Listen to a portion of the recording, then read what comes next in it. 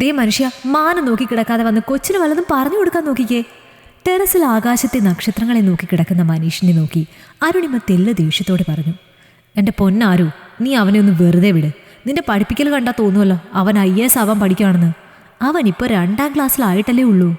അതേ, പൊന്നുമോൻ 2ാം ക്ലാസ് ആയിട്ടേ ഉള്ളൂ. എന്നാലോ IASന് പഠിക്കാനുള്ളതിനേക്കാൾ കൂടുതലാണ് ഓരോ ദിവസവും അവന് പഠിക്കാനുള്ളത്.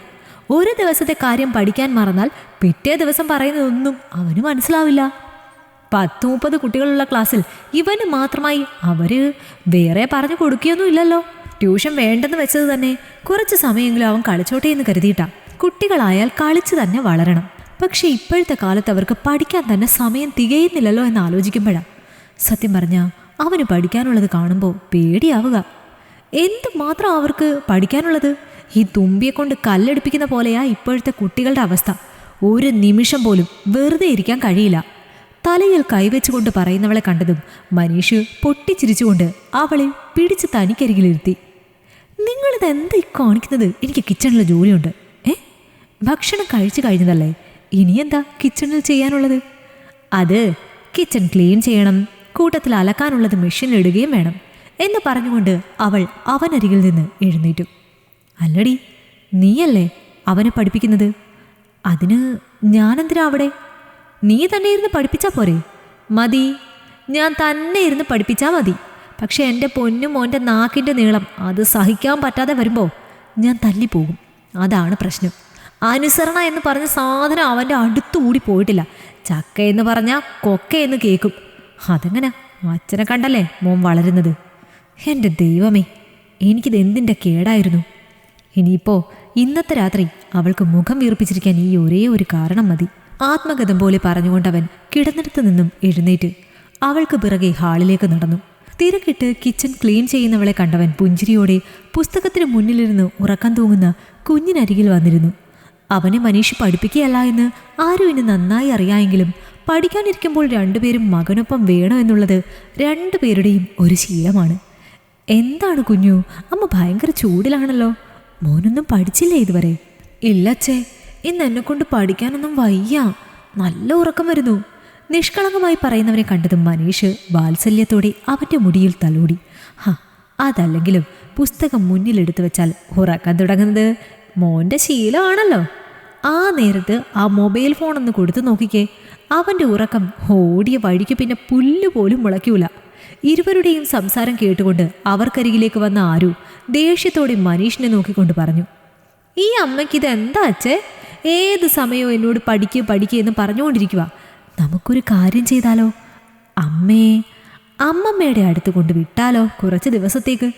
തൻ്റെ ചെവിയിൽ രഹസ്യമായി പറയുന്ന മകനെ കണ്ടതും അവൻ 2 കൈയും കൂട്ടി അവനെ ഒന്ന് തൊഴുതു. എൻ്റെ പൊന്നുമോനെ, നിനക്ക് ചിലപ്പോൾ നിൻ്റെ അമ്മയെ കാണാതെ ഇരിക്കാൻ പറ്റുമായിരിക്കും. പക്ഷേ എനിക്ക് എൻ്റെ ഭാര്യ ഒരു ദിവസം പോലും പിരിഞ്ഞിരിക്കാൻ വയ്യ. അവരെ നോക്കി പുഞ്ചിരിയോടെ പറഞ്ഞുകൊണ്ട് അവൻ, ഓ അത് സ്നേഹം കൊണ്ടൊന്നും അല്ലല്ലോ. സമയാസമയത്ത് ഭക്ഷണം കിട്ടാനും അലക്കി തേച്ച ഡ്രസ്സ് കിട്ടാനും ഒക്കെയല്ലേ എന്നോടുള്ള ഈ പതപ്പിക്കലിൻ്റെ ഉദ്ദേശം.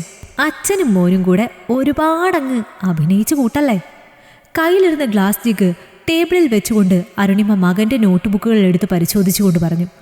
ഓരോ നോട്ടിലും അടയാളപ്പെടുത്തിയ ഹോംവർക്കുകൾ അവനെ കൊണ്ട് ചെയ്യിച്ച ശേഷം അന്നെടുത്ത പാഠങ്ങൾ കൂടെ അവനെ പഠിപ്പിക്കുന്ന തൻ്റെ പ്രിയപ്പെട്ടവളെ കണ്ടതും അവൻ്റെ ഓർമ്മകൾ കുറച്ചു വർഷം പിറകിലേക്ക് പോയി. പട്ടുപാവാടയും ബ്ലൗസും ധരിച്ച് നീട്ടിയെഴുതിയ കണ്ണുകളും നിറയെ പല കളറിലുള്ള കുപ്പിവളകളും കഴുത്തിൽ ഒരു കുഞ്ഞു മാലയും നെറ്റിയിൽ കറുത്ത കുഞ്ഞു പൊട്ടുമായി സുന്ദരിയായി വരുന്ന ഒരു 10 വയസ്സുകാരിയെ കാണാൻ വേണ്ടി മാത്രം സ്കൂളിൽ പോയിരുന്ന തന്നെ ഓർക്കെ അവനൊന്ന് പുഞ്ചിരിച്ചു. ആദ്യമായി അവളോട് ഇഷ്ടമാണെന്ന് പറഞ്ഞപ്പോൾ ഏട്ടാ എന്ന് വിളിച്ചുകൊണ്ട് തന്നെ ചുറ്റി പിടിച്ചവളെ നെഞ്ചിലേക്ക് ചേർത്ത് പിടിച്ചപ്പോൾ കളിയാക്കിയ കൂട്ടുകാരികളോട് എൻ്റെ ഏട്ടൻ എന്നെ കെട്ടിപ്പിടിച്ചിട്ടാണല്ലോ ഇഷ്ടമാണെന്ന് പറയാറ് എന്ന് നിഷ്കളങ്കമായി പറയുന്നവളെ കണ്ടതും താൻ ആകെ പകച്ചു പോയിരുന്നു. ഏട്ടൻ അവളോടുള്ള ഇഷ്ടവും എനിക്ക് അവളോടുള്ള ഇഷ്ടവും തമ്മിലുള്ള വ്യത്യാസം അവളെ പറഞ്ഞു മനസ്സിലാക്കാൻ വീണ്ടും വർഷങ്ങൾ വേണ്ടി വന്നു. ഒടുവിൽ അർത്ഥം മനസ്സിലായതും അടുത്ത പ്രശ്നം അവിടെ തുടങ്ങുകയായിരുന്നു. പരസ്പരം ഇഷ്ടമാണെങ്കിലും രണ്ടുപേരും ആലുവ മണപ്പുറത്ത് കണ്ട പരിചയം പോലുമില്ലാത്ത ഇരുത്തവും നടത്തവും കണ്ടതും അവൾ പുഞ്ചിരിയോടെ അവനെ നോക്കി. അതുവരെ തന്നോട് കൂളായി ആരെയും പേടിക്കാതെ സംസാരിച്ചിരുന്നവൾ ആരെങ്കിലും കാണുമോ അറിയുമോ എന്നുള്ള പേടിയിൽ തന്നോട് മിണ്ടാതെയായി. ഒന്ന് കാണണമെങ്കിലോ മിണ്ടണമെങ്കിലോ ആകാശം തല കീഴായി നിർത്തേണ്ട അവസ്ഥ വരെയായി. അത്രയേറെ പെണ്ണ് ഭയന്നത് എന്തിനാണെന്ന് ഇന്നും എനിക്കറിയില്ല. ഒടുവിൽ പഠിത്തം കഴിഞ്ഞ് ജോലി കിട്ടിയതും നേരെ അവളുടെ വീട്ടിൽ ചെന്ന് പെണ്ണ് ചോദിച്ചതും അവിടെ എല്ലാവർക്കും ഞങ്ങളുടെ ബന്ധത്തിൽ 100 വട്ടം സമ്മതം. അപ്പോഴാണ് അറിഞ്ഞത് ഞങ്ങളുടെ പ്രണയം അവളുടെ വീട്ടിൽ എല്ലാവർക്കും അറിയാമായിരുന്നു എന്നുള്ളത്. അതിലും രസം അതവർ മനസ്സിലാക്കിയത് എന്നെ കാണുമ്പോഴുള്ള അവളുടെ പേടിയും വെപ്രാളവും കണ്ടിട്ടാണെന്നറിഞ്ഞതും എല്ലാവർക്കും മുന്നിലും ചമ്മി നിൽക്കുന്നവളെ കണ്ടതും ഓടിച്ചെന്നവളെ കെട്ടിപ്പിടിക്കാൻ തോന്നിപ്പോയി. അത്രയേറെ ഭംഗിയുണ്ടായിരുന്നു ആ ഒരു നിമിഷത്തിൽ അവളെ കാണാൻ. പിന്നീടെല്ലാം പെട്ടെന്നായിരുന്നു അവളെ ഞാൻ സ്വന്തമാക്കിയതും ഞങ്ങൾക്ക് കുഞ്ഞു ജനിച്ചതും എല്ലാം. ഒടുവിൽ വർഷങ്ങൾക്കിപ്പുറം ഈ പൊട്ടിക്കാളി പെണ്ണിൽ നിന്നും കാര്യഗൗരവമുള്ള വീട്ടമ്മയിലേക്ക് എത്ര പെട്ടെന്നാണ് അവൾ മാറിയത്.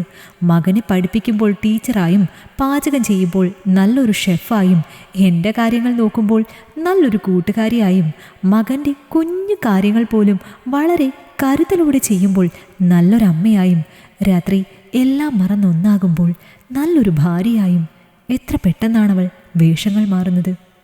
എത്ര വേഷങ്ങൾ മാറിയാലും എനിക്കെന്നും പ്രിയപ്പെട്ടത് നിഷ്കളങ്കമായി എന്നെ ചുറ്റിപ്പിടിച്ചുകൊണ്ട് ഏട്ടാ എന്ന് വിളിച്ച ആ 10 വയസ്സുകാരിയെ തന്നെയാണ്. ഏട്ടാ, ഇതെന്ത് ചിന്തിച്ചുകൊണ്ടിരിക്കുവാ? വാ കിടക്കാം. ഹാ, മോൻ ഉറങ്ങിയോടാ? ഹാ, അവൻ കുറച്ച് നേരമായി ഉറങ്ങിയിട്ട്. നാളത്തേക്കുള്ള അവൻ്റെ സാധനങ്ങൾ എടുത്ത് ഞാൻ ബാഗിൽ വെക്കുകയായിരുന്നു. എന്നിട്ട് കഴിഞ്ഞോ? കഴിഞ്ഞു. ഏട്ടൻ വാ, നമുക്ക് കിടക്കാം. ഉറങ്ങിപ്പോയ കുഞ്ഞിനെ തോളിലേക്ക് ചായച്ചു കിടത്തിക്കൊണ്ടവൾ പുഞ്ചിരിയോടെ അവനെ നോക്കി. അവളെ ചേർത്ത് പിടിച്ചുകൊണ്ട് ബെഡ്റൂമിലേക്ക് കയറി. കുഞ്ഞിനെ കിടത്തി തിരിഞ്ഞവളെ വലിച്ചു തൻ്റെ നെഞ്ചോട് ചേർക്കുമ്പോൾ അന്ന് ഞാൻ കണ്ട ആ 10 വയസ്സുകാരിയുടെ നിഷ്കളങ്കമായ ഭാവമായിരുന്നു അവൾക്കപ്പോൾ. അവളെ കോരിയെടുത്തുകൊണ്ട് മറ്റൊരു മുറിയിലേക്ക് നടക്കുമ്പോൾ നാവുകൊണ്ട് അവൾ എൻ്റെ കഴുത്തിൽ ചിത്രങ്ങൾ തീർക്കുന്നുണ്ടായിരുന്നു. ഒടുവിൽ നേർത്ത കിതപ്പോടെ പരസ്പരം പുണർന്നു കിടക്കുമ്പോൾ ഇരുവരും ഭിത്തിയിൽ തൂക്കിയ വിവാഹ ഫോട്ടോ കണ്ട് പുഞ്ചിരിയോടെ പരസ്പരം നോക്കി. വിവാഹം കഴിഞ്ഞ അന്നു മുതൽ ഇന്നേ വരെ തന്നെ നുള്ളി നോവിക്കുക പോലും ചെയ്യാതെ ഒരു കൊച്ചു കുഞ്ഞിനെ പോലെ എന്നതുപോലെയാണ് കൊണ്ടു നടക്കുന്നത് എന്നോർക്കവേ അവൾ പുഞ്ചിരിയോടെ വീണ്ടും അവൻ്റെ കണ്ണുകളിലേക്ക് ഉറ്റുനോക്കി.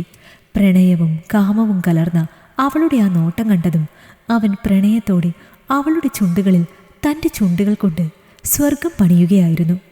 ഒടുവിൽ വിയർപ്പിൽ കുതിർന്നു കിടക്കുമ്പോൾ നഗ്നമായ അവൻ്റെ നെഞ്ചിൽ വിരലുകൾ കൊണ്ട് ചിത്രം വരയ്ക്കുന്നവളെ കണ്ടതും അവൻ പുഞ്ചിരിയോടെ അവളുടെ മുടിയിഴകൾക്കിടയിലേക്ക് മുഖം പൂഴ്ത്തി. ഈ കഥ നിങ്ങൾക്കിഷ്ടമായെങ്കിൽ ലൈക്ക് ചെയ്യൂ. നിങ്ങളുടെ അഭിപ്രായങ്ങൾ കമൻ്റായി രേഖപ്പെടുത്തൂ. കൂടുതൽ കഥകൾ കേൾക്കാൻ ഈ ചാനൽ സബ്സ്ക്രൈബ് ചെയ്യൂ.